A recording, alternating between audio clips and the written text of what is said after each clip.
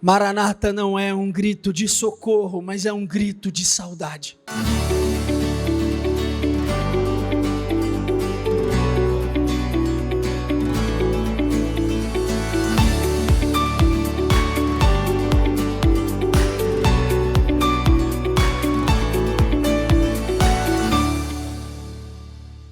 Vamos lá. Olha, essa palavra, ela é muito importante e a realidade é que a nossa vida, ela deve girar em torno disso. Porque falar sobre Cristo e sobre seu sacrifício é aquilo que deve mover as nossas vidas e nos mover em todos os aspectos e sentidos.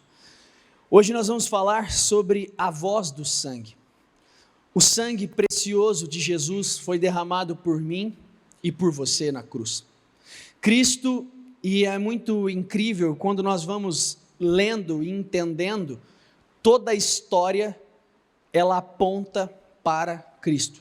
Tudo que foi feito no passado, tudo que existe hoje e tudo que existirá no futuro, aponta para a pessoa de Cristo, aponta para a pessoa do Cristo ressurreto. E o Espírito Santo, o ministério do Espírito, ele não é para que você tenha dons, ele não é para que você fale em línguas, ele não é para que você profetize ou algo dessa natureza. Isso é uma parte de tudo que o Espírito Santo representa. Mas o Espírito Santo em nossas vidas, o primeiro ministério dele é convencer o homem do juízo e do pecado. É convencer o homem do que ele está fazendo não é certo. E muitas vezes o Espírito Santo ele vai ter esse papel, onde ele vai chegar a nós e vai escancarar as nossas misérias. Ele vai escancarar o quão miserável somos, o quão pequeno e o quão insignificante nós somos.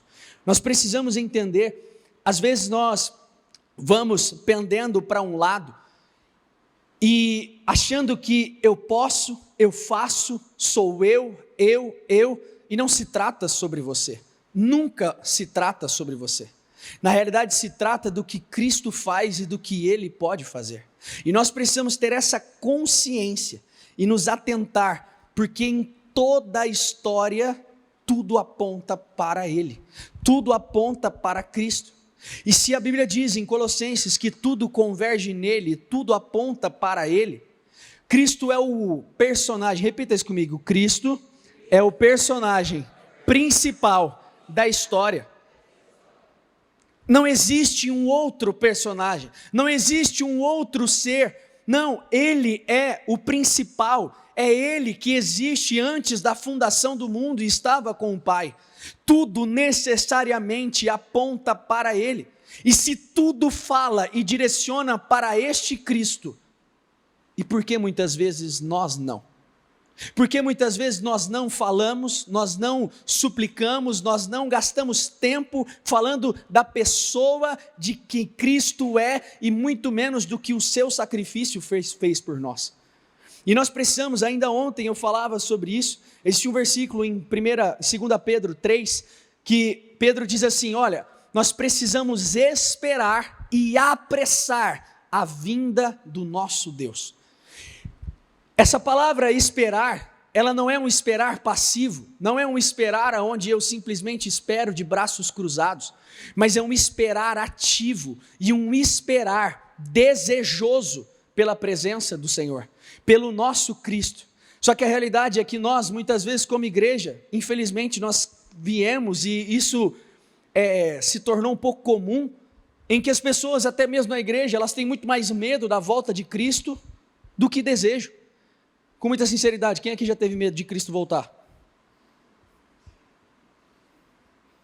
E nós não podemos ter medo, porque esse é o ponto alto de nossas vidas, este é o ponto mais alto de nós como crentes, este é o ponto mais alto de tudo que nós estamos fazendo aqui, é o dia da volta do Senhor, e a realidade é que nós por muito tempo andamos ignorantes, e ficamos assim, Senhor, eu preciso de mais um tempinho para ajustar algumas coisas, eu preciso de mais um tempinho, sabe, não volta agora não, eu tenho tantas coisas para fazer, Eu tenho tantas coisas para realizar, ainda quero casar, tenho sonhos. Não. Nós precisamos entender que nós, como igreja, a Bíblia diz em Apocalipse que o Espírito e a noiva dizem vem.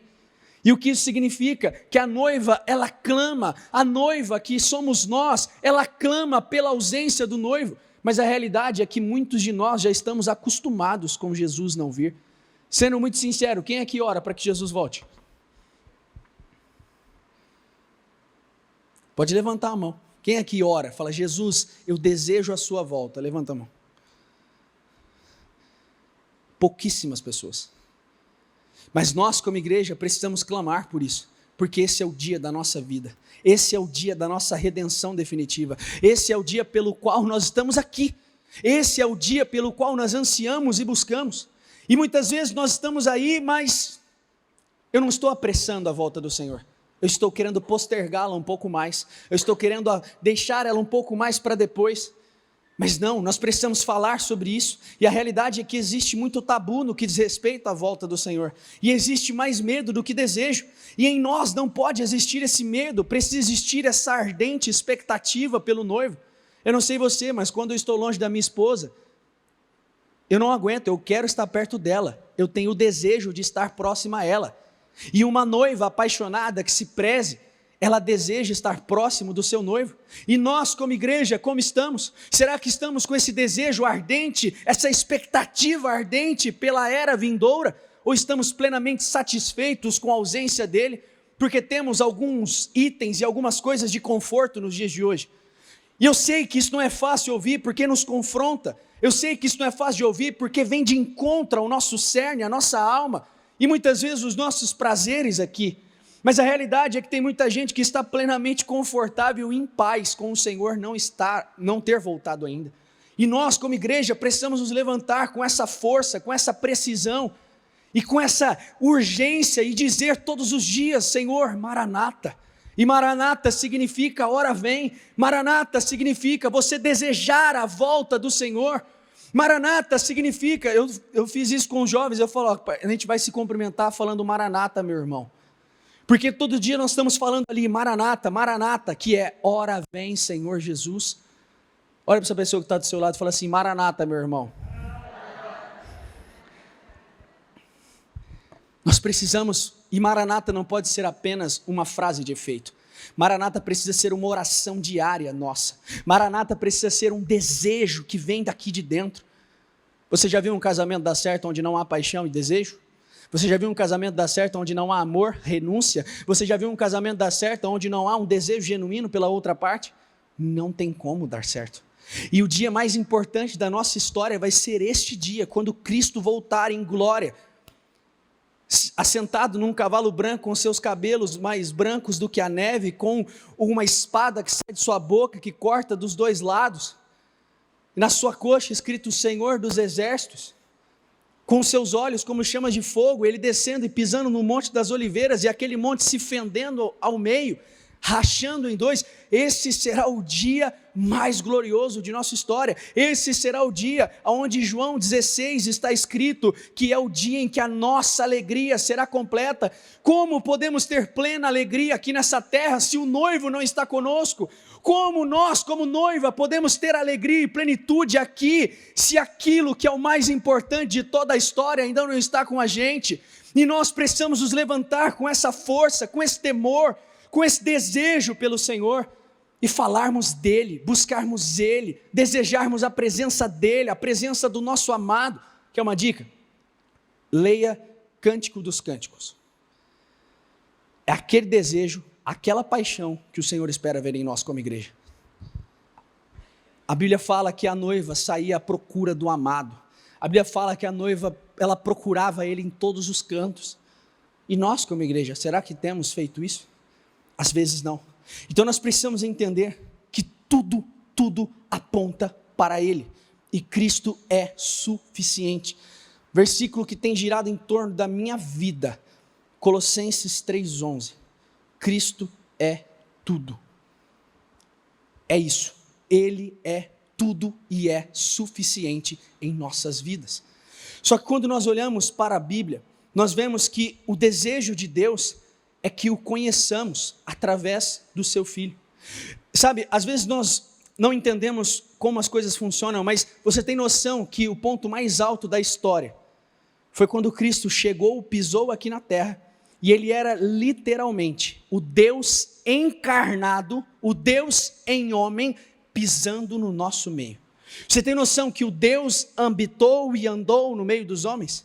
É isso que quando a Bíblia diz que o verbo se tornou carne, o verbo andou sobre nós, o verbo andou no nosso meio, e o desejo de Deus é que venhamos conhecê-lo através do seu Filho, porque a Bíblia diz em Hebreus que ele é o resplendor da glória do Pai, ele é a cópia exata do seu ser, tudo aponta para ele, e nós precisamos entender que, repita comigo, Deus não aceita nada em sua presença que não seja Jesus Cristo. Uau, como isso? Deus não aceita nada em sua presença, na sua santidade, que não seja o Senhor Jesus. Então, como somos aceitos diante de Deus? Através do sangue. Quando temos o sangue, quando recebemos Jesus como nosso único e suficiente Salvador, nós somos lavados e remidos no sangue de Jesus, como está escrito em Apocalipse. Que quando João pergunta, de onde vem esses? Ele falou, esses vieram da grande tribulação, e eles tiveram suas vestes alvejadas no sangue do Cordeiro. E nós precisamos disso, ter as nossas vestes alvejadas no sangue do Cordeiro, ter as nossas vestes alvejadas no sangue dele, porque é o sangue dele que nos trouxe vida, é o sangue dele que nos libertou, é o sangue dele que nos torna livre, é o sangue dele, repita comigo, que nos recomenda a Deus. Se você não tiver o sangue dele, você não vai conseguir ter acesso ao Pai. Se você não receber e não entender do sacrifício e do que significa o sangue de Jesus, você não vai ter acesso ao Pai. Agostinho de Hipona, que é o Santo Agostinho, diz assim, não temos nada, tem essa frase para projetar para eles? Não temos nada que nos recomende a Deus, repita comigo, senão o sangue de Cristo. O que Agostinho está dizendo aqui? Espera aí, você não tem nada que vai te levar até o Senhor. Você não tem nada de bom que vai poder te fazer entrar na presença do Pai. Nada. Só existe uma coisa, o sangue do Cordeiro. Só existe uma coisa que pode te recomendar, te avalizar e te colocar neste lugar, o sangue de Jesus. Ponto. Só que às vezes nós andamos e vamos caminhando a nossa vida de uma forma que nós não nos atentamos a isso. E o Senhor nos chama para entender isso. Cristo é chamado de a verdade. O verbo, ele é a verdade. Ele é o verbo que se fez carne. Paulo diz em Romanos 11:36, porque dele, por meio dele e para ele são todas as coisas. Mas vamos destrinchar esse texto juntos. Porquê dele? O porquê dele? Por que essa expressão, porquê dele? Porque tudo provém dele. Por meio dele. Porque tudo deve ser feito por seu intermédio. Lembra de João 15? Sem mim nada podereis fazer. E para ele, pois tudo o que fazemos deve ser para a glória dele. Você consegue entender o que esse texto está dizendo? Paulo está dizendo que tudo que você faz, tudo que você está fazendo no seu dia a dia, lá no seu oculto, lá quando não tem ninguém olhando, ou mesmo, até mesmo publicamente, se não for para ele, se não for por meio dele, se não for para a glória dele, são obras queimadas. E nós precisamos nos certificar disso. Porque talvez nós estamos fazendo muitas coisas, e talvez estamos até vivendo num tempo que eu julgo o tempo de Marta. E o que é o tempo de Marta? É um tempo de ativismo espiritual. É um tempo onde as pessoas estão ativamente espiritualmente, e estão fazendo muitas coisas, e Marta ela não estava errada, porque ela estava servindo Jesus. E muitas vezes nós podemos estar servindo Jesus até mesmo na igreja, como obreiro, como colaborador, fazendo os trabalhos, e eu estou aqui nesse ativismo, estou fazendo muitas coisas. Mas o Senhor Jesus disse que aquela mulher, ela não estava ficando com a boa parte, e que Maria ficou com a boa parte. Às vezes nós estamos num ativismo espiritual, coloca algo no seu coração, Deus não precisa dos seus sacrifícios. E os seus sacrifícios, repita comigo, os meus sacrifícios não compram a Deus. Para de achar que é o que você vai fazer. Para de achar que é o que você faz que vai fazer com que Deus se atente a você. Já parou para pensar que talvez nós gastamos muito tempo da nossa vida fazendo jejuns e jejuns e jejuns para tentar convencer Deus de fazer alguma coisa? Não, você precisa entender que o foco não é você. E se nós pendemos para esse lado, nós corremos o risco de cair num lugar onde nós achamos que é o que eu faço. É o jejum que eu fiz, é a oração que eu fiz, é o que eu estou fazendo. Não, não é sobre o que você faz, não é sobre o que você é bom, é sobre o que Cristo fez, é sobre o que Ele faz por nós. E o Senhor nos chama para este lugar de devoção. Antes de tudo existir, Cristo já existia. Antes de tudo existir, da terra ser conhecida como você a conhece, Cristo já estava lá. E a Bíblia diz em João 1, no princípio era o Verbo, e o Verbo estava com Deus, e o Verbo era Deus. O que significa? E o Verbo estava com Deus, o Senhor estava ali. No versículo 2, ele estava no princípio, repita comigo, ele estava no princípio com Deus. Versículo 3, todas as coisas foram feitas por ele. Repita comigo, e sem ele, nada do que foi feito se fez. Nada. Tudo foi feito por Ele. Nele existe a preeminência, nele existe a suficiência. Ele é tudo. Só que às vezes nós caminhamos numa normalidade e não nos atentamos para isso. Nós precisamos entender que o conhecimento de Cristo, ele é vital para nós. Conhecer a Cristo, porque quanto mais você conhece de Cristo, mais você conhece sobre você. Quanto mais você sabe da pessoa de Cristo, do caráter de Cristo, mais você sabe de quem você é. Mais você discerne e entende a sua pessoa. E é muito engraçado, porque quando nós temos a experiência com Cristo genuinamente, quando nós olhamos para Cristo e temos aquela experiência que muda a nossa vida por completo, quando nós colocamos os olhos em Ele, nós não vemos Ele, nós vemos a nós. Nós olhamos e conseguimos enxergar as nossas misérias, e é esse o evangelho genuíno. O evangelho genuíno não é aquele que você sai se sentindo maioral, mas o evangelho genuíno é aquele que você sai se sentindo nada. O evangelho genuíno é aquele que te confronta, que confronta as estruturas do seu orgulho, que confronta as estruturas do pecado, e que te faz e que te expõe às suas misérias, te mostra o quão miserável você é, o quão insignificante você é, e por conta disso você reconhece que necessita de um Salvador. Esse é o verdadeiro evangelho, é quando nós somos reduzidos a nada, é quando nós somos reduzidos a pó, e muitas vezes tem muitas pessoas passando por alguns processos por conta disso, porque Deus está moendo o orgulho, arrebentando com a pessoa, para mostrar que nada vem dela, para mostrar que não é pela força dela, para mostrar que não é a sua capacidade, e enquanto alguns não entenderem isso, vão perecer, porque não se trata sobre o que você faz, meu amigo, você não é bom, e de verdade, você não tem nada de bom. Guilherme, como assim? Eu sou tão bom. Não, você não é. A nossa natureza é pecaminosa. Nós somos...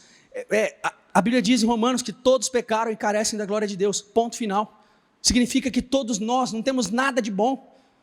E ainda que tivéssemos, os nossos atos de justiça não significam nada diante de Deus. Porque você não pode fazer nada para ser salvo e nunca poderia ter feito. Só que nós precisamos entender que o conhecimento de Cristo, ele é algo que nós devemos buscar. Em Oséias, o Senhor diz, eu não quero sacrifício, eu quero que vocês me conheçam. Às vezes nós estamos aí com sacrifício, oferta, fazendo. Não estou dizendo que você não tem que fazer, essa é uma consequência de uma relação de intimidade, de vida e de comunhão com Deus. E aí num ato de gratidão, num ato de desejo, você semeia, você faz, você é generoso.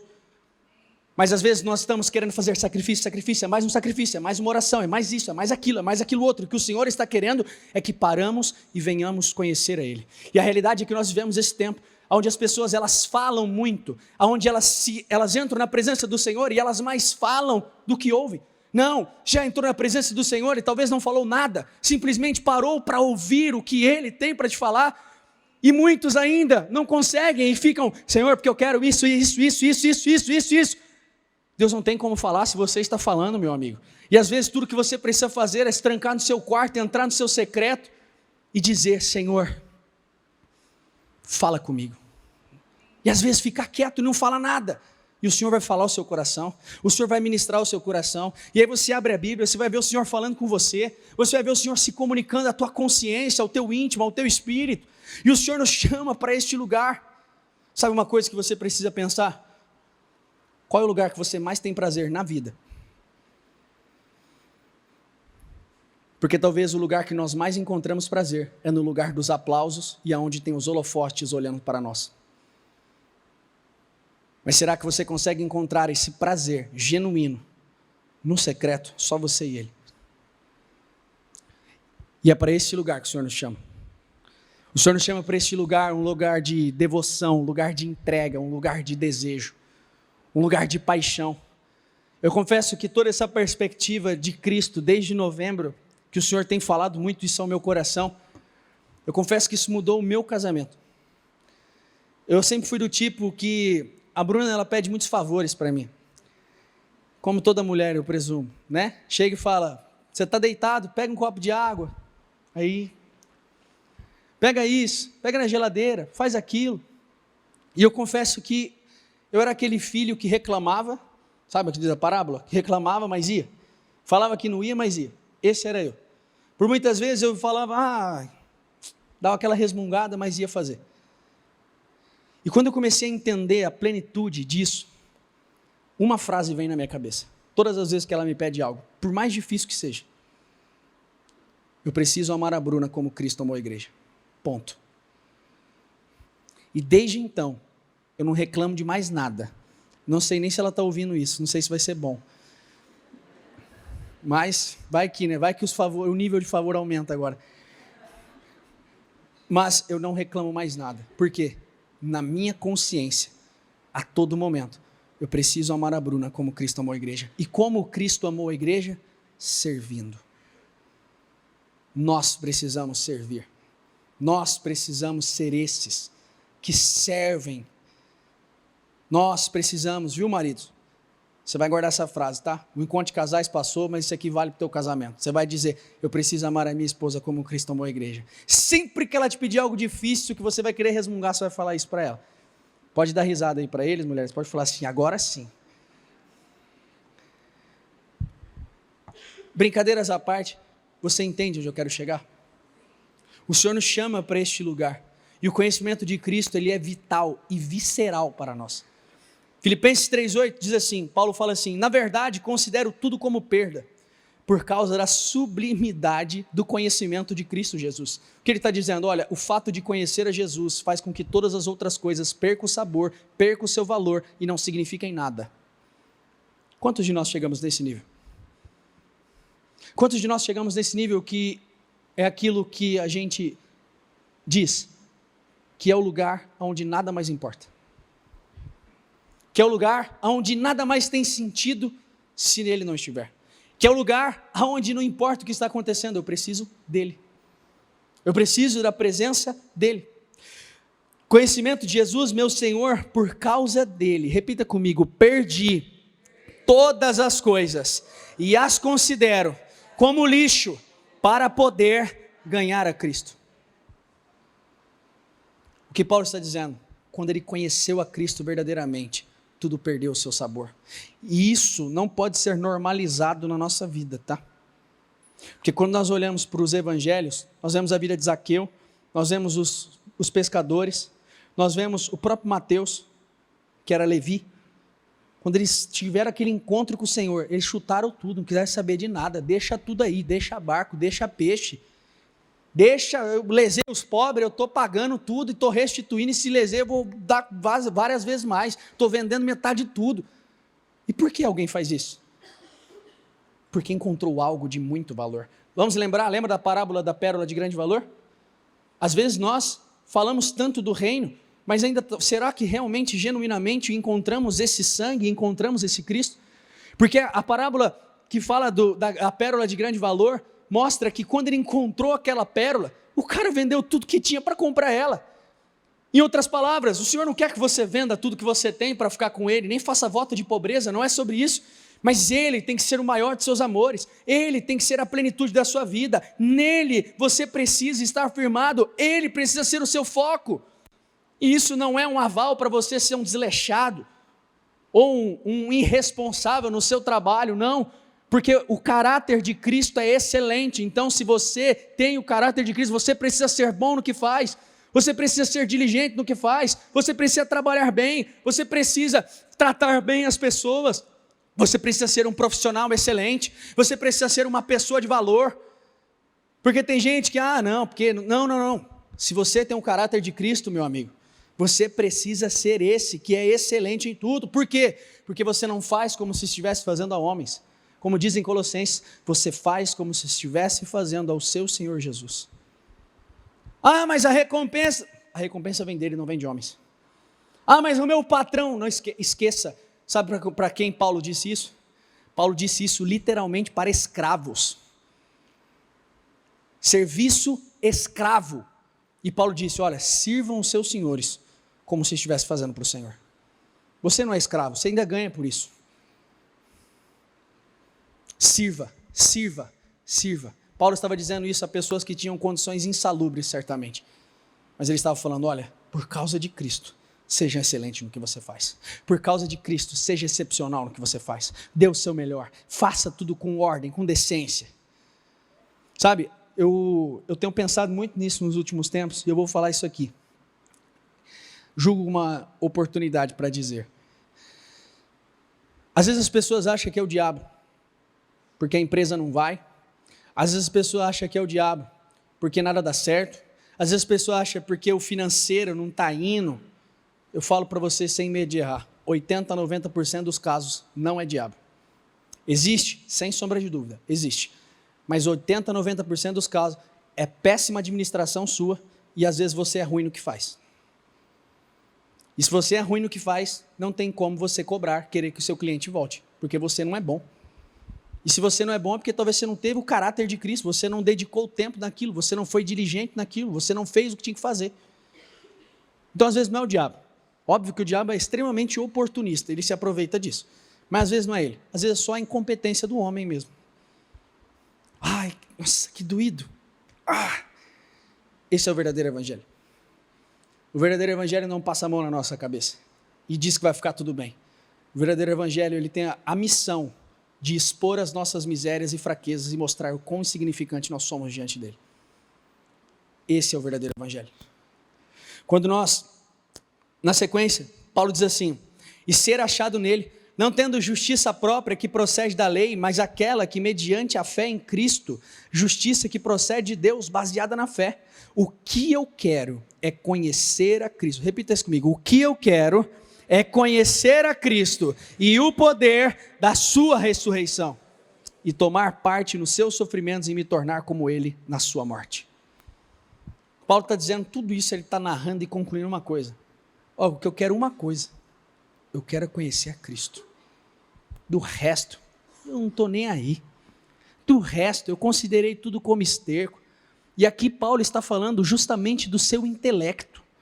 Porque aqui Paulo dá uma carteirada, meu amigo. Se você ler Filipenses, você vai ver ele dando uma carteirada, falando quem ele era, o que ele fazia, a posição que ele ocupava no sinédrio, a posição que ele ocupava nos cargos religiosos dele. E Paulo fala, considerei tudo isso como lixo. Tem um outro versículo que ele fala em Coríntios, olha, eu decidi entre vocês nada saber. Eu decidi entre vocês não saber coisa alguma. Porque ele não queria a sabedoria humana, ele queria conhecer a Cristo, ele queria o poder que vinha do alto, ele queria o Espírito na vida dele, ele queria Jesus ressurreto.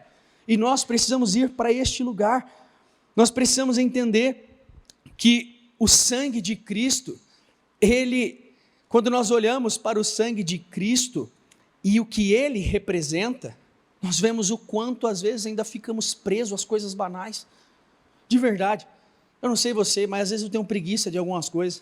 Outro dia uma pessoa ainda chegou e falou assim, porque o fulano está brigando e tal. Eu falei, não tenho tempo para isso, nem me fala. Sabe aquelas coisas, aqueles negocinhos?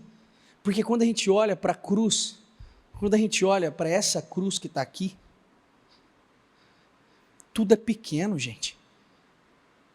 Quando a gente olha para o sangue de Jesus que foi derramado, tudo é pequeno. E às vezes nós ficamos presos às coisas tão pequenas e banais dessa terra.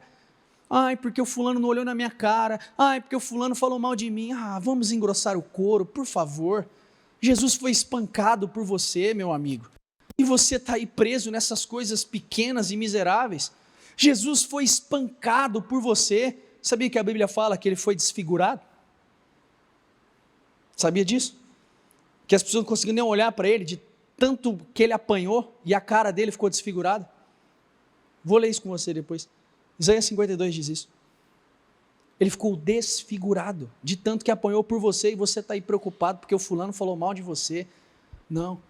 E quando nós olhamos para o que significa o sangue de Cristo, concorda que tudo fica pequeno? Sinceramente, quando você olha para o sangue de Jesus e o que ele fez, tudo não fica miserável, tudo não fica insignificante. E é por isso que em Hebreus 12, o escritor aos Hebreus deixa uma mensagem para nós. Olha, se livrem de tudo que deixem vocês vagarosos, de todo o peso do pecado, de tudo aquilo que deixa vocês devagar, e atentem os olhos para o autor e consumador da sua fé, que é Cristo Jesus. E esse é o segredo. Peraí, só tem uma forma de você ser capaz de dizer que os seus sofrimentos são leves e momentâneos, como Paulo disse. É quando você está com os olhos na coisa certa, quando você está com os olhos em Cristo, você não está olhando aqui, você está olhando lá. Quando você está com os olhos no Senhor, no autor e consumador da sua fé, não importa o que você está sofrendo, não importa o que está acontecendo. Você não lembra de semana passada, nós falamos de Estevão? Estevão tinha contemplado o filho em pé à direita do pai, e depois ele nem sentiu pedrada, meu amigo, porque ele já estava ali com os olhos fixos naquilo que realmente importava. Talvez você está sentindo muitas pedradas da vida, sentindo muitas pedradas das pessoas, porque você não está com os olhos na coisa certa, porque você não está com os olhos em Cristo Jesus. Mas quando você coloca os olhos nele, você anda para ele, você vive para ele, você busca ele, meu amigo, você não tem tempo para perder com pedrada, você não tem tempo para perder com apunhalada pelas costas, porque o seu foco está na coisa certa, que é Cristo Jesus. Você precisa colocar os olhos nisso, porque isso no frigir dos ovos é o que realmente importa. E se hoje fosse o último dia da sua vida e você soubesse, você não ia nem trabalhar, porque você ia ficar com o que importa. Estou errado? Mas nós precisamos viver todos os dias da nossa vida como se fosse o último. Nós precisamos viver todos os dias da nossa vida como se fosse o último dia. Hebreus 9:11 diz assim: quando porém Cristo veio como sumo sacerdote dos bens já realizados, mediante o maior e mais perfeito tabernáculo, não feito por mãos humanas, quer dizer, não desta criação, não pelo sangue de bodes e de bezerros, mas pelo seu próprio sangue, ele entrou no santuário uma vez por todas, e obteve uma eterna redenção. Portanto, se o sangue de bodes e de touros e a cinza de uma novilha aspergidos sobre os contaminados os santificam quanto à purificação da carne, muito mais, repita comigo, muito mais o sangue de Cristo, que pelo Espírito eterno a si mesmo ofereceu sem mácula a Deus, purificará a nossa consciência de obras mortas, para servirmos ao Deus vivo. Por isso mesmo, repita comigo, ele é o mediador da nova aliança. Basicamente, o que o escritor aos Hebreus está dizendo? Cristo, ele não nos comprou com preço de sangue de bode, ele nos comprou com seu próprio sangue, a fim de que fôssemos santos, a fim de que fôssemos purificados. E é incrível porque esse sacrifício de Cristo foi único e definitivo, sem necessidade de outro. Quando nós olhamos para a lei, e a lei já apontava para ele, quando nós olhamos para a lei, todos os anos as pessoas tinham que ir até os sacerdotes, levar as suas ofertas pelo pecado, e aí impunha as mãos sobre o bode, impunha as mãos sobre a pessoa, matava o bode e espiava os pecados. Bode, enfim, novilho, o que a pessoa levava, cordeiro. Mas quando Cristo entra no Santo dos Santos, quando ele entra aqui no tabernáculo, como está escrito, espiritualmente dizendo, com o seu sangue, ele nos comprou definitivamente. Cristo aboliu, ele extinguiu. Quando a Bíblia diz, quando Jesus fala assim, em um dos seus evangelhos, ele diz, porque em mim se cumpriu o que disse os profetas e a lei. Lembra disso? Recentemente nós lemos essa escritura. Quando Cristo diz isso, ele não está falando que a lei, né, a lei de alguma forma, ele cumpriu a lei, não é sobre isso. Cristo está dizendo que tudo que a lei disse, tudo que a lei apontou, tudo que os profetas profetizaram e liberaram de palavras proféticas, se cumpriam nele, porque ele era a materialização de todas essas coisas. Esse é o sentido desse texto. Esse é o foco desse texto. É Jesus dizendo, olha, em mim se cumpre todas essas coisas. Tudo que os profetas falaram, tudo que foi profetizado, tudo que foi liberado, se refere à minha pessoa. Eu sou esse cara. Só que Hebreus 9, 28 diz assim, assim também Cristo, tendo se oferecido uma vez por todas para tirar os pecados de muitos, aparecerá segunda vez, não para tirar pecados, mas para salvar aqueles que esperam por ele. Cristo, tendo oferecido uma vez por todas para tirar os pecados de muitos, foi um sacrifício, uma entrega, que nos lavou, que nos comprou e que nos remiu. Para todo sempre. Graças ao Cristo, nós temos acesso ao Pai. O nome de Jesus significa, e o sangue dele, repita comigo, significa paz entre homens e Deus. Ponto. Significa que em Cristo nós fomos lavados e remidos e somos aceitos diante do Pai.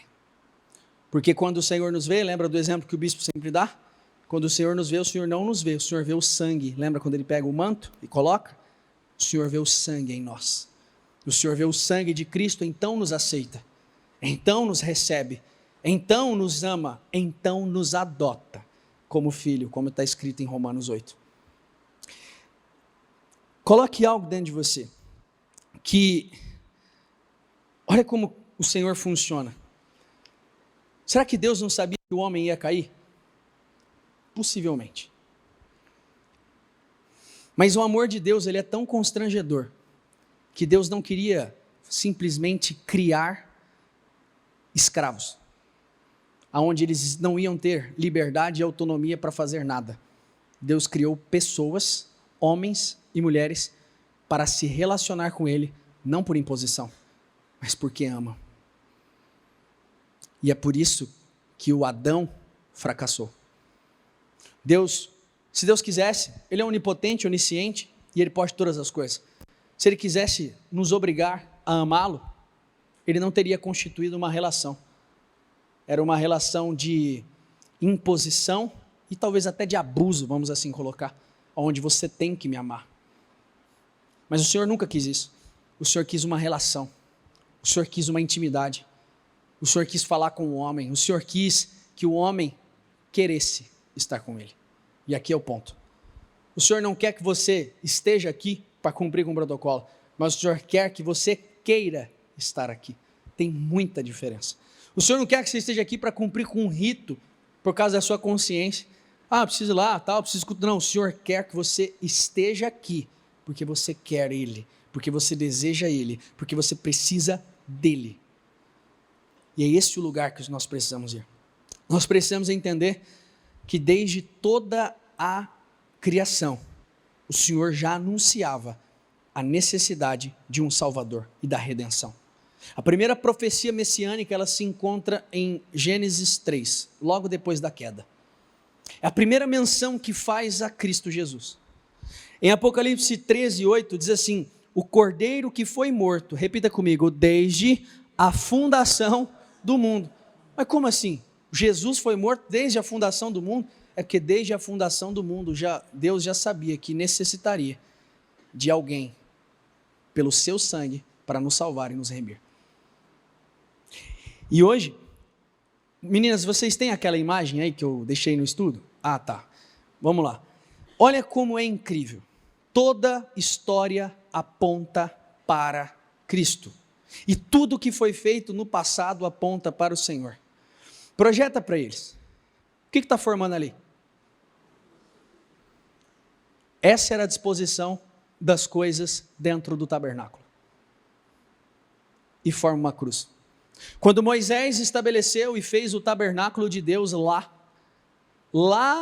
perto do Sinai, quando ele fez tudo, montou tudo, já apontava para Cristo. já mostrava que Cristo precisava, que nós precisávamos dele. Já apontava para uma cruz. E aí tem várias tipologias, né, que apontam para Cristo. A Neustã, que é a serpente que é levantada, várias coisas aí apontam. Mas eu peguei aqui alguns exemplos que diz assim, ó, o altar do holocausto significa Cristo como cordeiro e aponta para isso. Sacrifício pelos pecados. O lavatório, Cristo nos purificando pela palavra e pelo Espírito. O candelabro, Cristo como a luz do mundo. A mesa dos pães, Cristo como o pão da vida. O altar de incenso, Cristo como intercessor, Hebreus 7:25. O véu rasgado, o acesso ao Pai pelo corpo de Cristo, Hebreus 10:20. A arca da aliança, a presença plena de Deus habitando em Cristo. Toda a lista de todos os utensílios do templo, do tabernáculo, aliás, apontava para ele. E a pergunta que precisamos fazer é que se tudo aponta para ele, será que eu estou apontando? Se tudo direciona para ele, como eu tenho vivido a minha vida? Se ele é o protagonista de toda a história, como eu tenho vivido a minha vida aqui? Se ele é o protagonista de tudo, como que eu tenho vivido? Como eu tenho gastado os meus dias? Como eu tenho investido os meus dias aqui? Às vezes vivendo de forma relaxada. Olha lá, a arca da aliança, altar do incenso, a pia de bronze, que era o lavatório, tudo apontava para Cristo. Isso é incrível. Isso é maravilhoso. E olha, pasmem, tá? Há quem diga,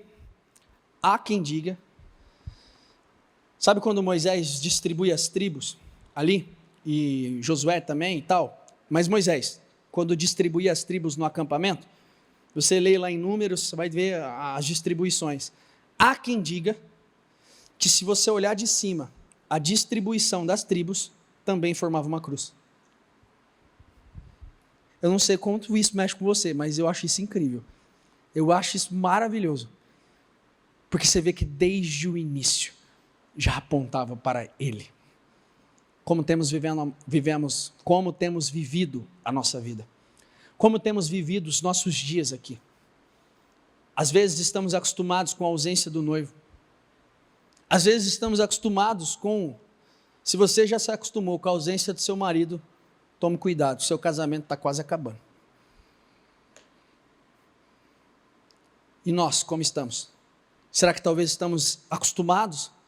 Mas, não diria acostumados, mas talvez plenamente satisfeitos com tudo que temos aqui, e às vezes até se esquecemos dele. Você vai fazer essa parceria comigo hoje. Todos os dias você vai separar 15, 20, 30 segundos do seu dia, no seu período de oração, e você vai orar pela volta de Jesus. Amém? Amém. Maranata. Vamos juntos? Repita comigo. Maranata. É isso. Olha que coisa linda. Louvado seja o Senhor. Separe momentos do seu dia para fazer essa oração. Ora vem. Ora vem. Senhor, eu te desejo.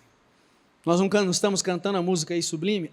Ah, como espero o dia em que verei a face do meu amado. Será que você espera mesmo? Tem gente falando, deixa lá. Daqui a pouco ele vem. Não, deixa. Dá um pouco mais de tempo para mim. Isso precisa ser real, não precisa ser apenas uma letra de uma canção. Isso precisa ser vivo dentro dos nossos corações. Ah, Senhor, como eu anseio por esse dia. Como eu desejo por esse dia. Como eu sou apaixonado por o Senhor. Como eu desejo ver e olhar nos seus olhos.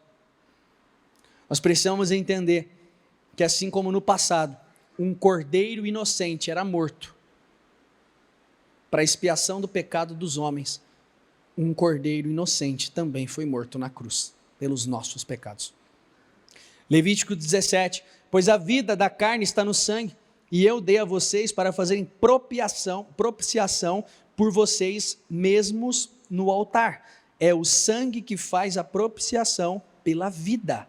1 Pedro 1,18, pois vocês sabem que não foi por meio de coisas perecíveis, como prata ou ouro, que vocês foram redimidos da sua maneira vazia de viver, transmitida pelos seus antepassados. Sabe o que esse versículo de Pedro quer dizer? dinheiro nenhum no mundo poderia comprar a sua salvação. Não foi por meio de ouro, não foi por meio de prata, não foi por meio de nada. No versículo 19, mas pelo precioso sangue de Cristo, como de um cordeiro sem mancha e sem defeito, conhecido antes da criação do mundo, revelado nestes últimos tempos em favor de vocês. Dinheiro, ouro e prata não poderia comprar. Cristo foi revelado para nos favorecer. Cristo foi revelado para nos salvar. Foi apenas um sacrifício. E todos os que creem em Jesus estão livres. Todos os que creem em Jesus já têm a liberdade e o poder para vencer o mal, vencer o pecado. Todos que estão em Cristo já têm o poder e a capacidade de se livrar de tudo aquilo que te deixa vagaroso.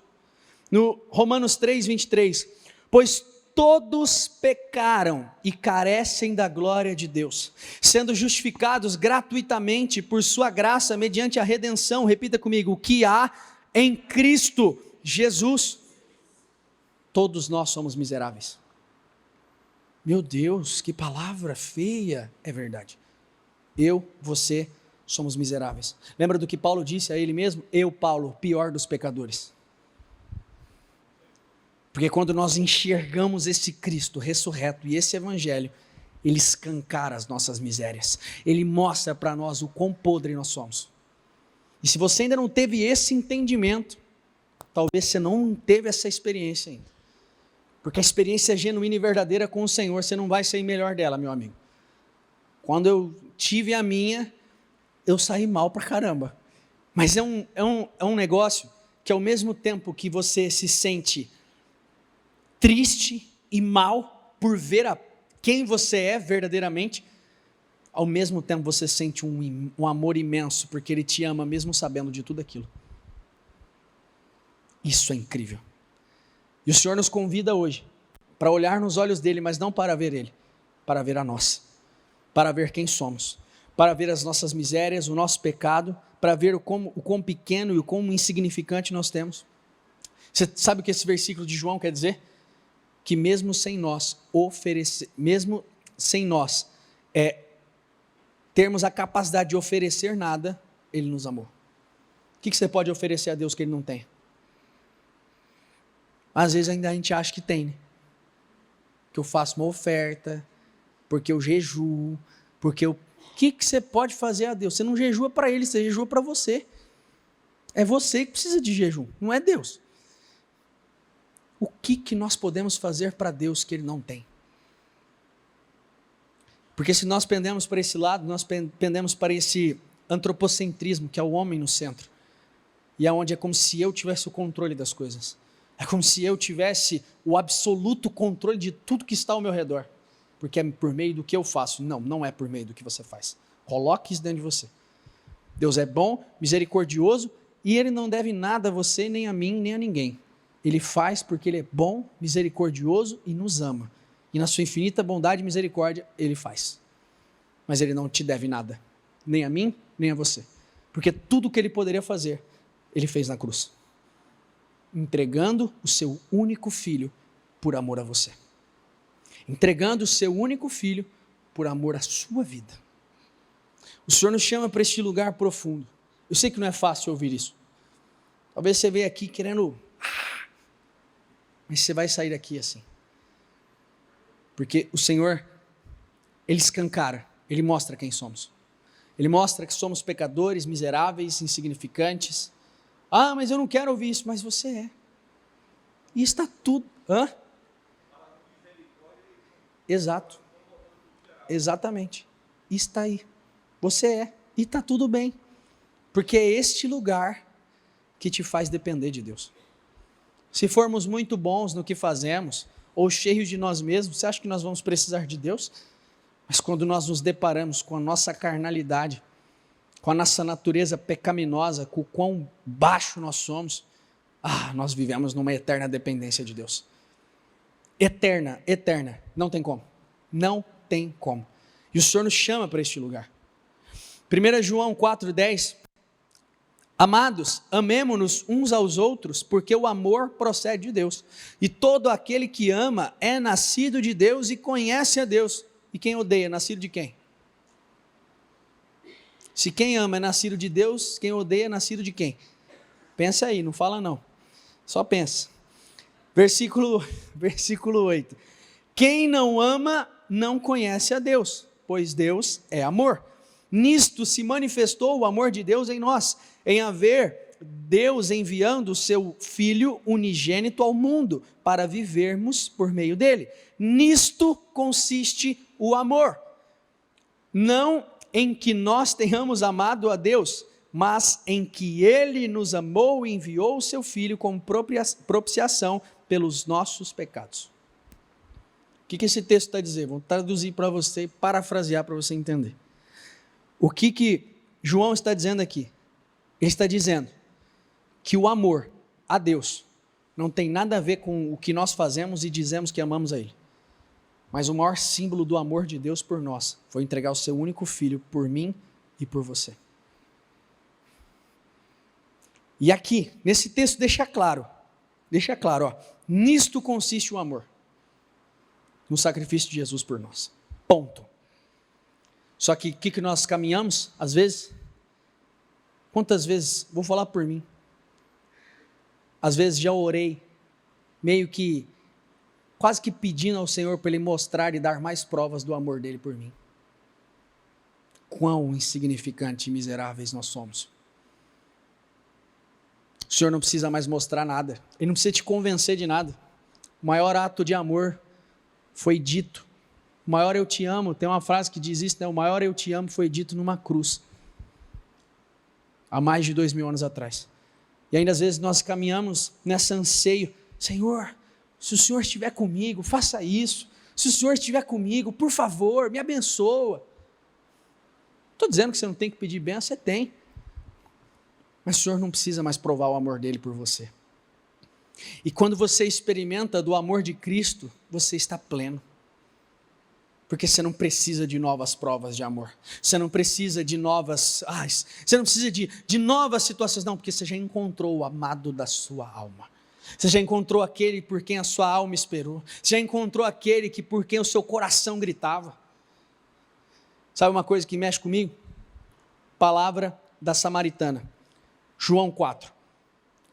João 4, a mulher está ali no poço, pegando a água, porque já era meio-dia, certamente estava com sede. Jesus chega, se revela a ela como Messias. Quando ela descobre, tem a revelação ali de que Jesus era o Messias, meu amigo, a Bíblia diz que ela deixa o balde, deixa tudo e sai correndo para anunciar. De repente, aquela sede que ela tinha não existia mais. Quando nós encontramos este Cristo, o Cristo da Bíblia, não um bezerro de ouro que às vezes apresentam por aí, mas o Cristo da Bíblia, esse ressurreto, nós não temos sede de mais nada. E é esse lugar que o Senhor tem nos chamado. É este lugar que o Senhor tem queimado em nossos corações. Este amor genuíno como igreja. Este levantar da igreja. E o Senhor precisa soprar do Espírito dele sobre as nações. Jesus, nós lemos Isaías 53 e falamos, verdadeiramente Ele tomou sobre si todas as nossas enfermidades, as nossas dores, e nós olhamos só para nós. Mas a realidade é que Isaías 53 não é uma profecia para um indivíduo. Quando diz que Ele é a cura, diz que Ele curou e sarou nossas feridas, Jesus é a cura das nações. Quando nós olhamos em Apocalipse, a Bíblia diz que existe uma árvore lá, que é a árvore da vida, que aponta para Cristo, que os seus frutos servirão de cura para as nações. Cristo não é a cura para esta igreja, Cristo não é a cura simplesmente para você. Repita comigo, Cristo é a cura para as nações. Ele é a cura para as nações. Amém? Amém. Se coloquem de pé.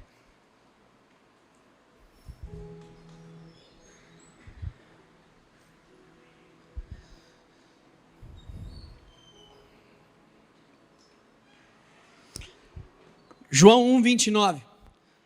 No dia seguinte, vendo que Jesus vinha em sua direção, João disse: Eis o Cordeiro de Deus, que tira o pecado do mundo. Este é aquele a respeito de quem eu falava, quando eu disse, depois de mim vem um homem que é mais importante do que eu, porque já existia antes de mim. Não se trata sobre o que fazemos, se trata sobre o que Cristo fez. Não se trata sobre o que fazemos. Para de achar que se trata sobre o que você faz. Com muita sinceridade, quem aqui se sente constrangido e confrontado com uma mensagem como essa? Levanta a mão, com muita sinceridade. Eu também. E é isso que o verdadeiro evangelho causa em nós. Não se trata de sermos cheios do Espírito para conquistarmos ou para sermos grandes.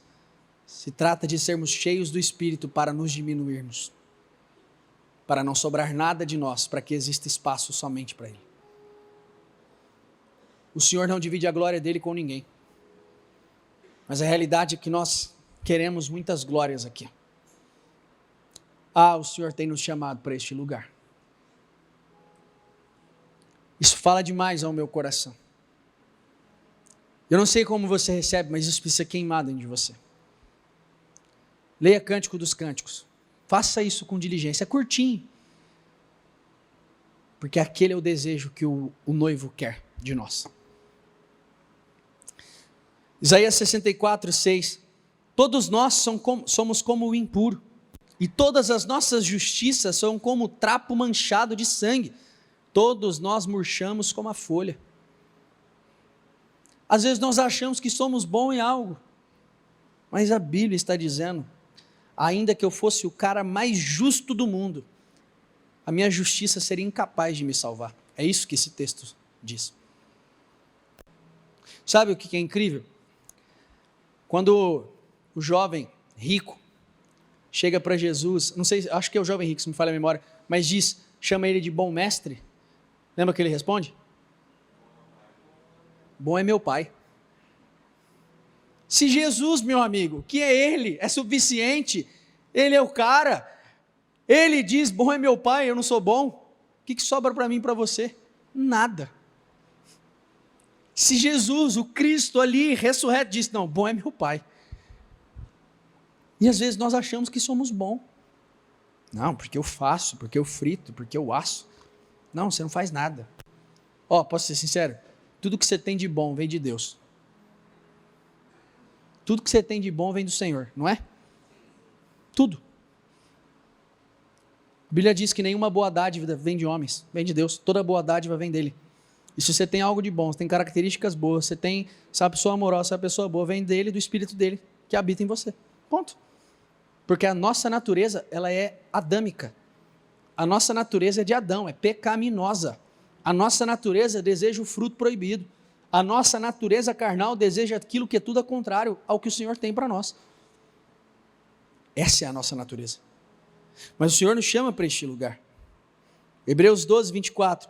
A Jesus, o mediador da nova aliança, e ao sangue da aspersão, que fala melhor que o sangue de Abel. Gênesis 4, 10. E disse Deus, o que fizeste? A voz do sangue do teu irmão clama a mim desde a terra. O sangue tem voz. E é uma voz que Deus entende e ouve.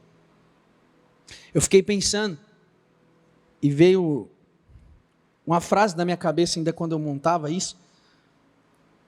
Já parou para pensar que se o sangue fala, se a voz, se o sangue clama, e Deus entende e ouve isso, imagina o sangue dos mártires.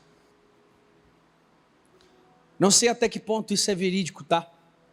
Mas há quem diga que o Coliseu tinha tanto sangue lá, e muito sangue de cristãos, há quem diga que chegava ao tornozelo.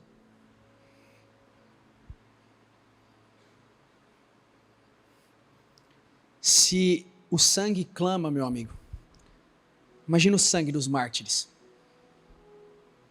Nós temos liberdade para cultuar, para adorar, mas tem gente nesse exato momento que talvez está num lugar subterrâneo, falando do nome de Jesus e do amor dele. E nós precisamos também aprender a falar do Evangelho sem falar das nossas experiências. Quando você lê Mateus, você vê Mateus falando dele lá? Só narra brevemente ali a história quando ele foi chamado ali, mas muito sutil. Porque não se trata sobre ele, se trata sobre o personagem principal, que era Cristo, não era Mateus. Agora, se fosse eu e você escrevendo o evangelho, como nós escreveríamos? Não, porque nós estávamos juntos lá, e aí a gente foi, e aí sabe, aí a gente fez isso, a gente fez aquilo. Não, vamos diminuir o eu.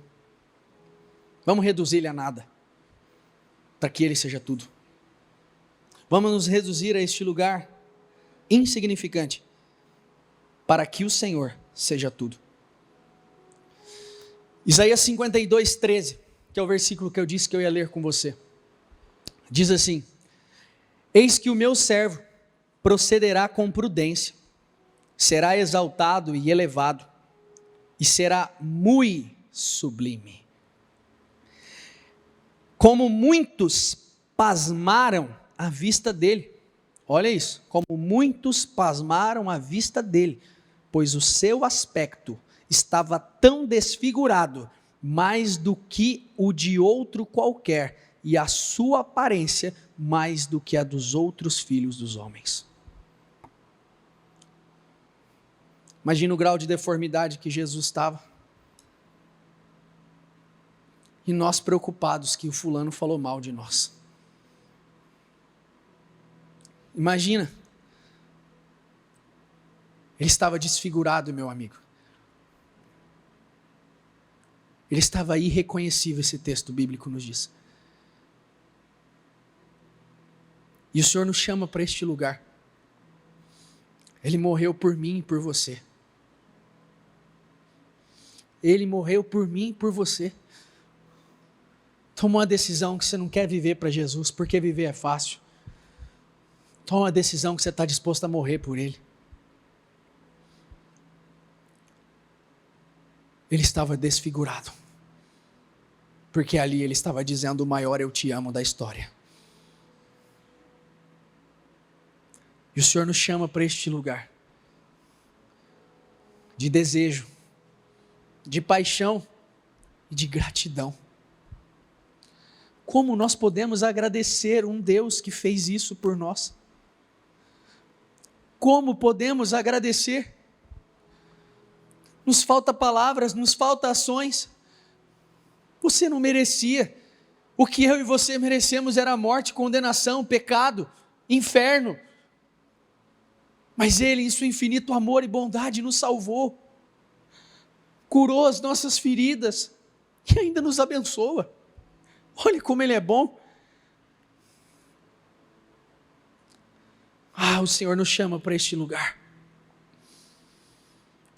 Eu não sei como você sai daqui hoje, mas o meu desejo é que você saia desejoso ao Senhor. Jesus estava desfigurado, meu amigo. E sabe o que mais me dói? É quando a Bíblia diz em Isaías 53, que ele foi como um cordeiro mudo ao matadouro. Ele não disse uma só palavra. Ele não disse uma só palavra. E às vezes nós reclamamos de tão poucas coisas. Tem um lugar mais profundo que a gente não conhece. E o Senhor nos convida, mas quase que nos empurra a ir para este lugar.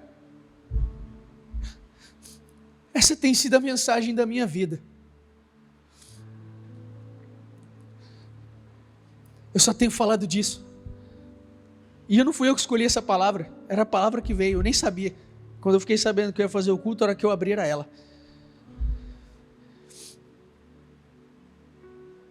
O Senhor nos chama para este lugar de devoção, este lugar de entrega, como um cordeiro mudo.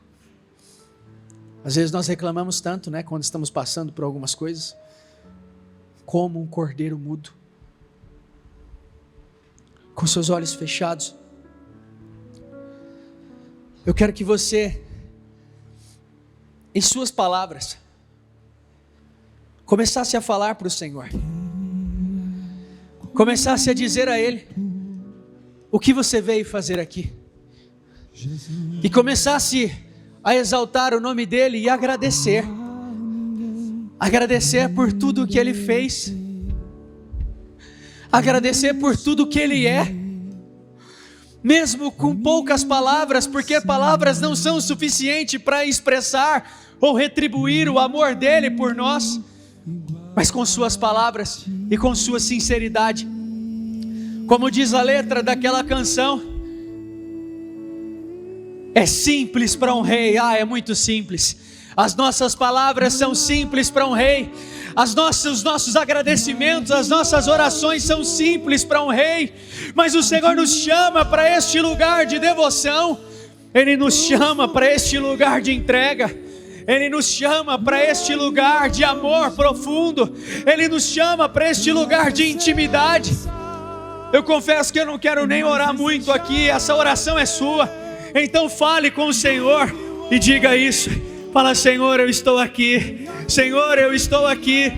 Meu Deus, se até o dia de hoje eu não tive esse conhecimento, se até o dia de hoje, meu Deus, eu não entendi as coisas da forma certa, se até o dia de hoje, meu Deus, eu não entendi como as coisas se funcionavam, Senhor, eu estou aqui diante de Ti, e eu quero dizer, meu Deus, que eu sou um pecador, que eu sou um miserável, que não existe nada de bom em mim, Senhor, e que o Senhor é o único digno de honra, o Senhor é o único digno de ser exaltado, o Senhor é o único digno de ser amado, o Senhor é o único, não existe um outro Deus além de Ti.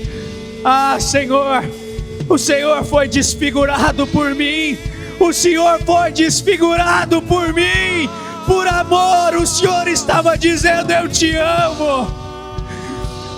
Rasgue o seu coração, rasgue o seu coração e fale com o Senhor. Fala: Senhor, eu estou aqui diante de Ti, eu estou aqui, meu Deus, diante da Tua presença, e eu quero Te agradecer, meu Deus, pelo Teu sacrifício, eu quero Te agradecer, meu Deus, pela Tua presença, eu quero Te agradecer porque o Senhor foi àquela cruz por mim.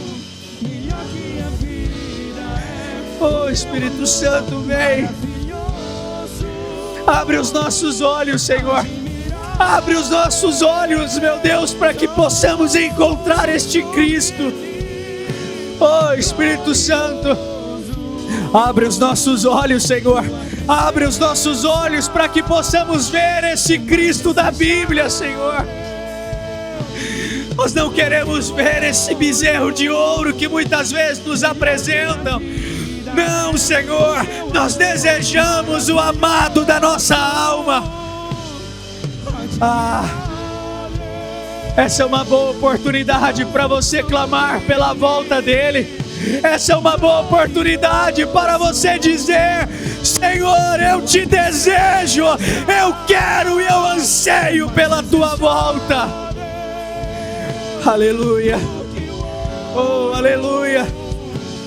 Vai, Espírito Santo, abre os nossos olhos para entender quem o Senhor é. Abre os nossos olhos, Jesus, para entendermos quem o Senhor é. Abre os nossos olhos, Espírito Santo.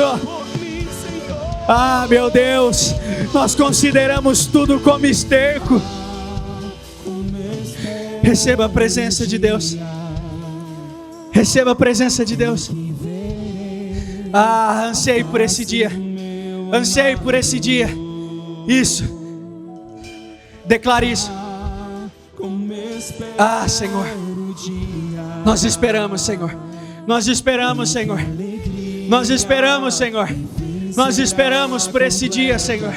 Nós esperamos por esse dia, Senhor. Nós esperamos por esse dia, Senhor. Nós ansiamos por esse dia. Meu Deus, o nosso coração arde de amor por Ti, Senhor. Vai, Espírito Santo, abre os nossos olhos, Senhor. Abre os nossos olhos e nos faça ver, meu Deus, o que não temos visto. Meu Deus, assim como Bartimeu, ele clamou: Jesus, filho de Davi, eu quero ver. Nós queremos ver, Senhor. Nós queremos ver. Vem, Espírito Santo, vem. Vem sobre a Tua igreja.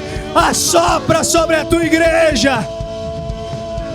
Vai, Espírito Santo, vai. vai. Ah, meu Deus, assim como o Senhor andou no Éden, anda no nosso meio, Senhor, anda no nosso meio, assim como o Senhor andou no jardim. Ande, Espírito Santo, ande, Deus, ande, Senhor Jesus, em nome de Jesus. Aleluia, aleluia, oh, aleluia. Olha a presença dEle. Ah, como igreja, diga isso. Ah, Senhor, eu espero esse dia, eu desejo por esse dia. Aleluia, oh, aleluia, aleluia, aleluia, aleluia.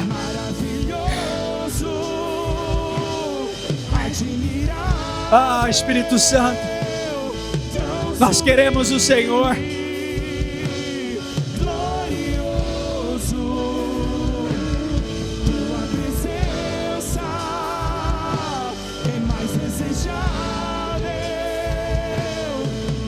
Com seus olhos fechados,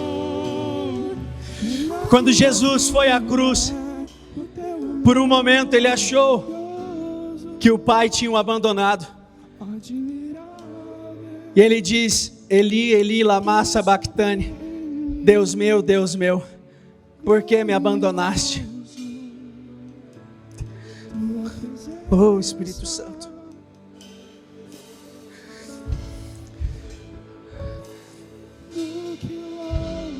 ah, Senhor, ah, Senhor,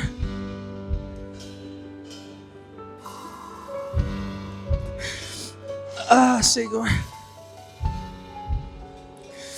nós precisamos do Senhor, nós precisamos do Senhor. Meu Deus, quando o Senhor foi àquela cruz, a Tua palavra diz, meu Deus, que houve um terremoto e muitos mortos ressuscitaram. Senhor, a realidade é que existem mortos na igreja, tem muitos que estão mortos espiritualmente, Senhor, mas meu Deus, quando o Senhor rasgou o véu, o Senhor nos deu acesso ao Pai, e nós, meu Deus, como igreja, nós te desejamos, e eu quero que você diga isso ao Senhor. Fala: Senhor, eu quero mais do Senhor, eu quero mais do Senhor, eu quero mais do Senhor, eu quero Jesus, eu quero mais do Senhor, eu quero Jesus, eu quero mais do Senhor. Diga isso, fala: Senhor, eu quero mais do Senhor, eu quero Jesus. Fala: Senhor, eu quero mais do Senhor, eu quero Jesus, eu quero o Senhor na minha vida, eu quero o Senhor na minha vida, eu desejo o Senhor na minha vida, e eu quero que você abra a sua boca e diga isso. Fala: Senhor, eu quero mais de Ti, eu quero mais da Tua presença, eu quero mais do Teu Espírito, Jesus, eu quero mais do Senhor, eu quero mais. Então se manifeste aqui, Senhor, assim como o Senhor andava sobre o Éden, assim como o Senhor andava ali, Senhor, ande no nosso meio, ande no nosso meio, ande no nosso meio. Receba a presença daquele que tem os olhos como chamas de fogo. Receba, em nome de Jesus, em nome de Jesus, em nome de Jesus, em nome de Jesus. O que você tem a dizer ao amado da sua alma? O que você tem a dizer a Ele? Fala, mas fala com o seu coração, não fala com a sua boca não. Fala com o seu coração, diga a Ele. Fala, fala, em nome de Jesus. Fala, fala, fala: Senhor, eu quero. Ah, diga isso. Fala: Senhor, eu quero mais do Teu Espírito, eu quero mais do Teu Espírito. Aleluia, aleluia. Diga isso. Oh, aleluia. Vai, Espírito Santo, vai, vai, Espírito Santo, vai, Senhor. Revela a nós o Filho, revela a nós o Filho, Senhor, revela a nós o Filho. Nós te desejamos, Senhor. Se manifesta no nosso meio, se manifesta no nosso meio. Receba a presença do Espírito Santo agora. Seja cheio de Deus agora. Receba a presença do noivo, receba a presença daquele que tem os olhos como chamas de fogo. e seja queimado por Ele. Seja queimado por Ele. Oh Espírito, nós clamamos, assopra dos 4 cantos da terra, assopra sobre a tua igreja, assopra sobre o teu povo, Senhor. Oh aleluia, oh aleluia, aleluia, aleluia, aleluia, oh aleluia.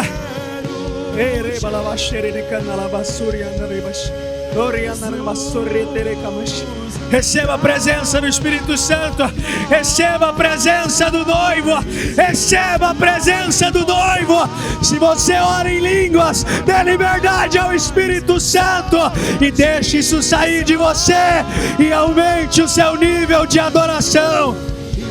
Aleluia, isso, vai Senhor, vai Senhor, vai Senhor, queima a tua igreja, Senhor, queima a tua igreja.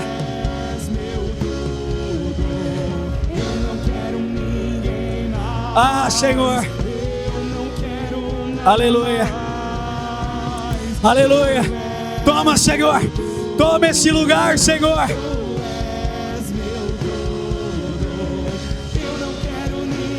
Aleluia. Ah, Senhor, nós te desejamos, Senhor, mais do que o ouro, mais do que a prata. O Senhor é o nosso anseio.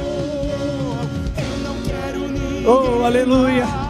Receba a presença dEle. Receba a presença dEle. Receba a presença dEle. Isso. Seja envolvido por esse amor. Seja envolvido por esse amor que nos constrange. Aleluia. Obreiros, pastores, recebam o amor de Deus. Recebam o amor de Deus por intermédio de seu Filho Jesus.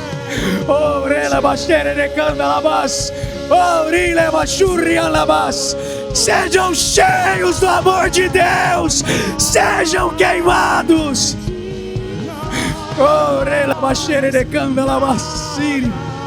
Vai, Espírito Santo, incendeie os nossos corações.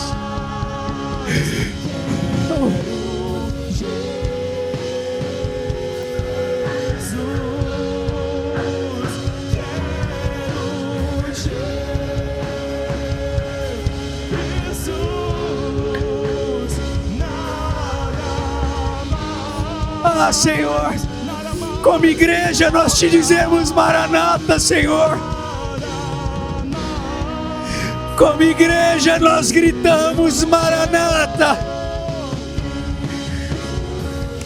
Ah, Senhor, Maranata não é um grito de socorro, mas é um grito de saudade. Oh, aleluia. Receba a presença dEle. Receba a presença dEle. Aleluia. Oh, aleluia, aleluia, aleluia.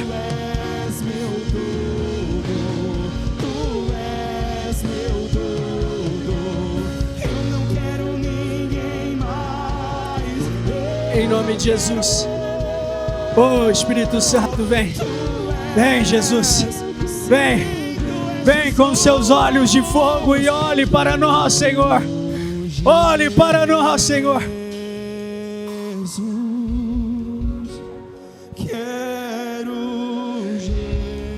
Com seus olhos fechados.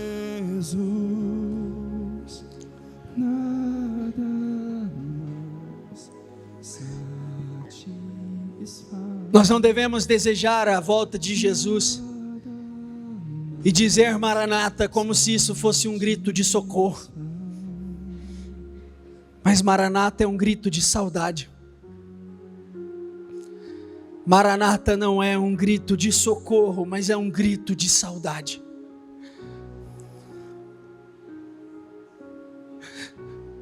Com seus olhos fechados, o que você tem a dizer a Ele? Com as suas palavras. Será que você pode dizer essa palavra? Maranata, Senhor. Eu te desejo, Senhor. Eu desejo pelo dia em que o Senhor retornará em glória. Eu oro, meu Deus, por esse dia. A começar por mim, Senhor. Eu oro, meu Deus, com a tua igreja.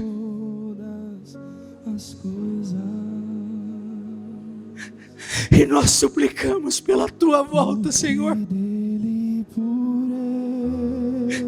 Nós suplicamos pela tua volta como igreja. Nós suplicamos a tua volta, Senhor. Nós suplicamos a tua volta, Senhor. Oh, aleluia. Ah, Senhor, nós suplicamos pela tua volta. Nós suplicamos pela tua volta. Oh, aleluia. Nós suplicamos pela tua volta como igreja. Será que você pode dizer isso? A Ele a glória. Oh, aleluia.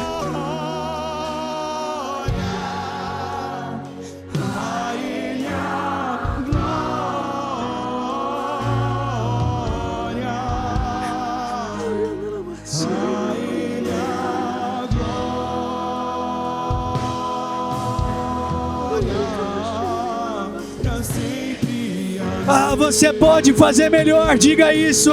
A Ele a glória com a força da sua vida.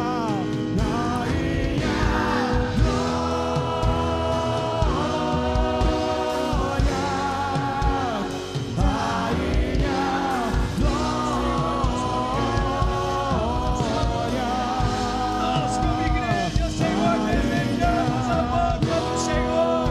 Glória vem, Senhor. Glória vem. Aleluia. Deseje, anseie por esse dia. Oh, relebachere de candalabas. Oh, rilambachuri andalabacere de riba. Correlabas.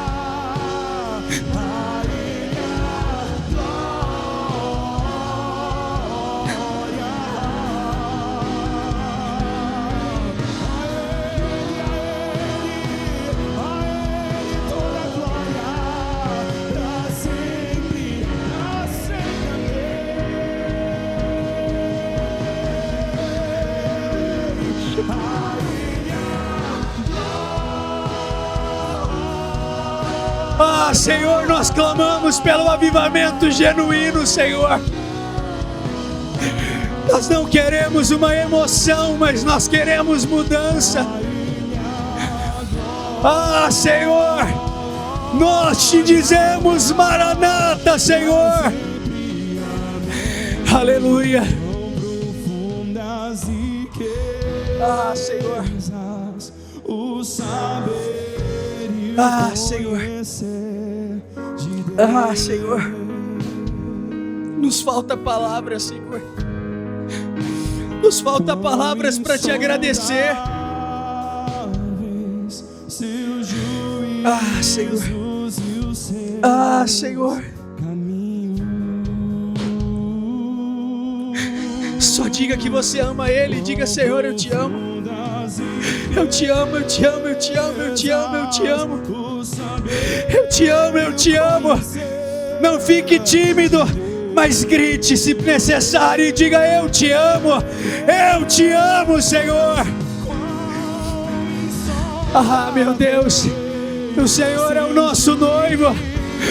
E nós, como noiva apaixonada, nós te desejamos, Senhor. Aleluia.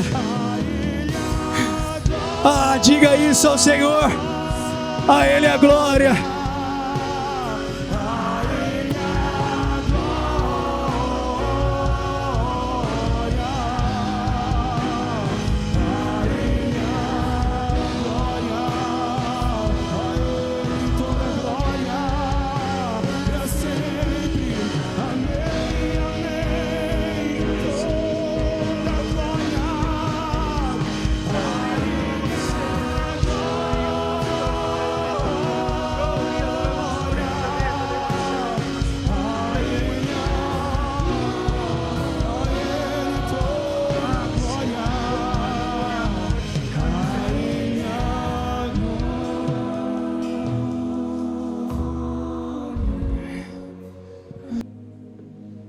Não diga nada.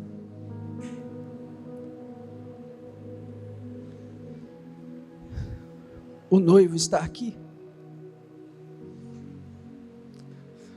O amado da nossa alma está aqui.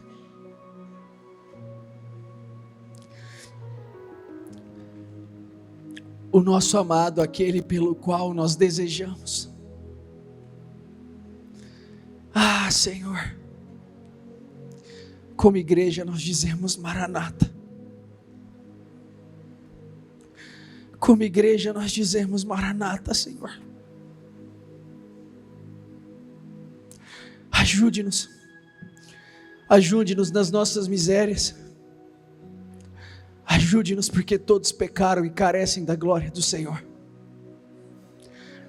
Nós somos livres. Nós somos livres. Será que você pode dizer isso? Eu sou livre. Quando Jesus foi à cruz, Ele te libertou e te fez livre. Não existe acusação. Você está livre. Livre. Livre. Você está livre.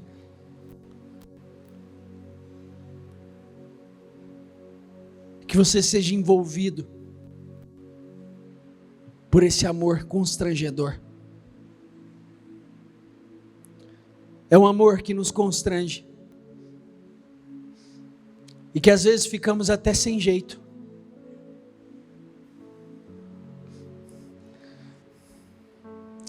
Ah, Senhor. Você percebe a presença dEle?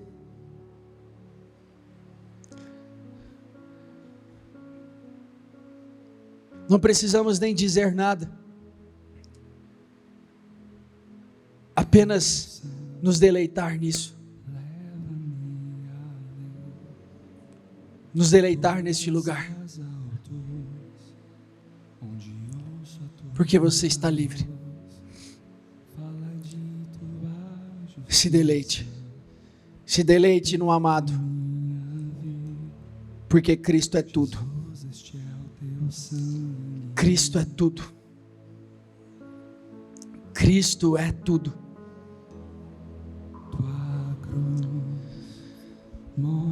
Estenda suas mãos para cá. Eu abençoo a sua vida. Senhor, e eu oro como igreja juntamente com eles, com as mãos estendidas. Nós suplicamos e clamamos mais uma vez pela sua volta.